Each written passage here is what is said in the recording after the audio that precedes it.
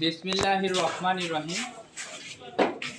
আজকে বিদায়ী 2024 এর সকল শিক্ষার্থীদেরকে জানাই সমবেদনা, কারণ সমবেদনার কারণে জানাচ্ছি তারা আজকে বিদায় নিয়ে চলে যাচ্ছে। তারা যে বিদায় নিয়ে যাচ্ছে তাদেরকে একটি কথা বলতে চাই, যেতে নাহি দিব হাই, তবু যেতে দিতে হয়, তবু চলে যায়। সবাইকে একদিন না একদিন বিদায় নিতে হবে। কিছুটা ক্ষণস্থায়ী বিদায়, কিছুটা দীর্ঘস্থায়ী বিদায়। দীর্ঘস্থায়ী বিদায়ের ক্ষেত্রে বলতে পারি যখন একটা লোক মারা যায় তখন সেটা হচ্ছে দীর্ঘস্থায়ী বিদায় হয়ে যায়। আর ক্ষণস্থায়ী বিদায়টা হলো যে এই যে এটা আজকে তোমরা যে বিদায় নিচ্ছ 2024-এর এসএসসি ব্যাচ, এটা তোমরা বিদায়ের প্রথম ধাপ আর কি। প্রথম ধাপ তোমরা পদার্পণ করলা। এখন অনেকে এখানে প্রশ্ন করতে পারে যে এই জায়গাতে অনেকে দাঁড়িয়ে দাঁড়িয়ে এখানে অনেক তোমাদের বড় ভাইয়েরা কথা বলে গেল এখান থেকে, তারা এই স্কুলেরই ছাত্র, এই স্কুল থেকে পড়াশোনা করে গেছে। তোমরা যেখানে বসে আসো সেই জায়গাতে তারা বসেছিল এক সময়, এই জায়গাতে তারা বসেছিল এক সময়। এখন তারা আজকে কথা বলে তো কথা কম না, তোর প্লেট দেওয়ার মানা করলাম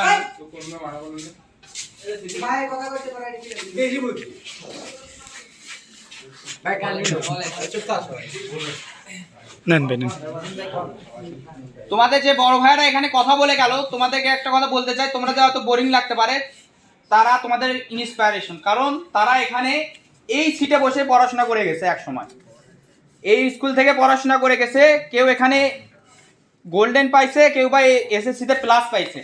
এই জন্য তোমাদের সামনে তাদেরকে উপস্থাপন করছি আমরা এই কারণে, কারণ তারা শুধু আমাদের এলাকারই ছাত্র, আমাদের এলাকাতেই বাসা তাদের।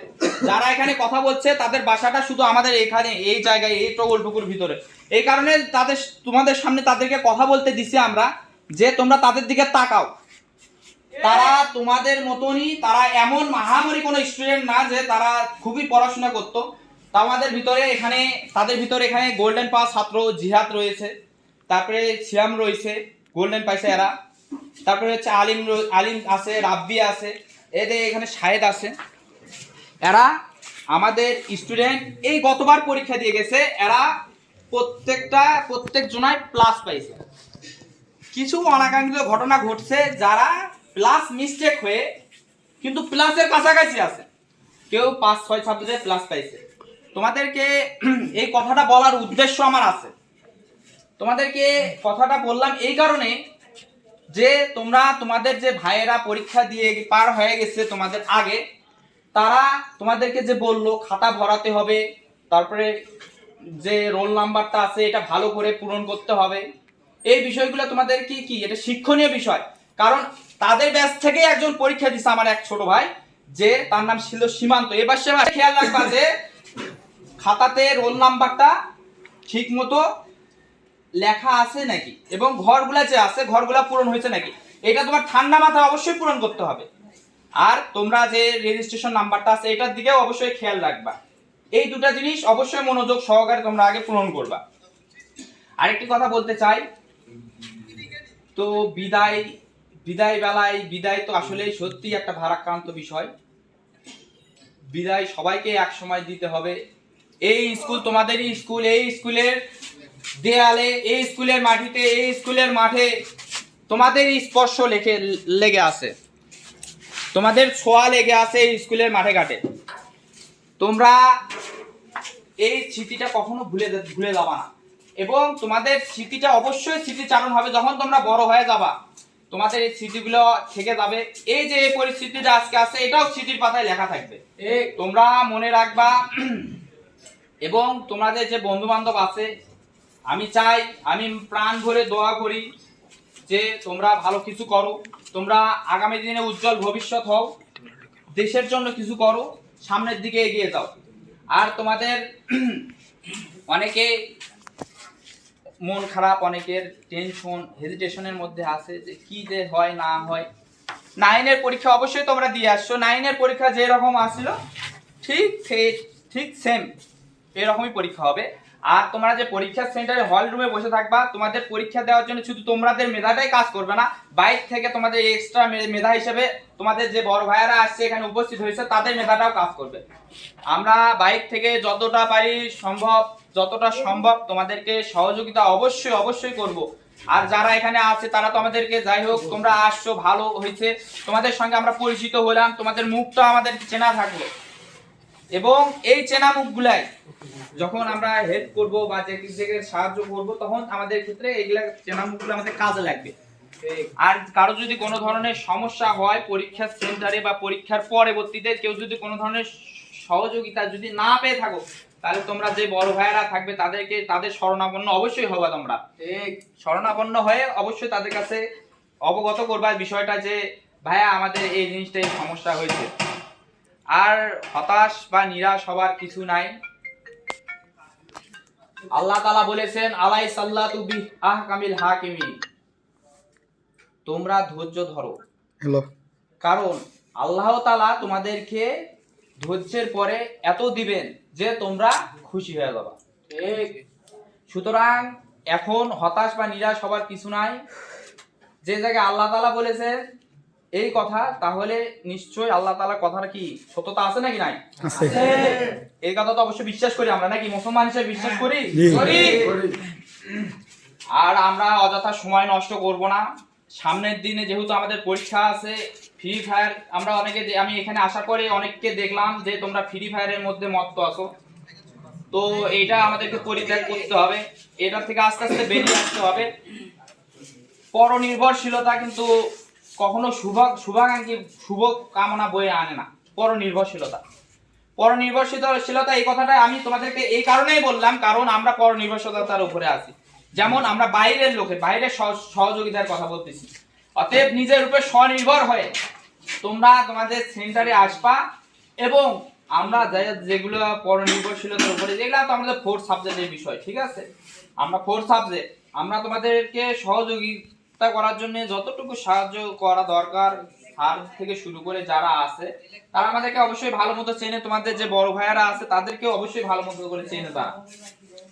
অতএব তোমরা এগুলা বিষয় নিয়ে সবগুলো টোটালি বিষয় নিয়ে উপর থেকে চিন্তা ভাবনা ছেড়ে দিতে হবে, মাথার থেকে চিন্তা ভাবনা ছেড়ে দিতে হবে। আমাদের চিন্তা ভাবনা, আমাদের যেগুলো আমরা তোমাদেরকে বেনিফিট দিব সেগুলা, এটা বাদ দিয়ে তোমাদেরকে পড়াশোনার দিকে অবশ্যই ধাবিত হওয়ার লাগবে।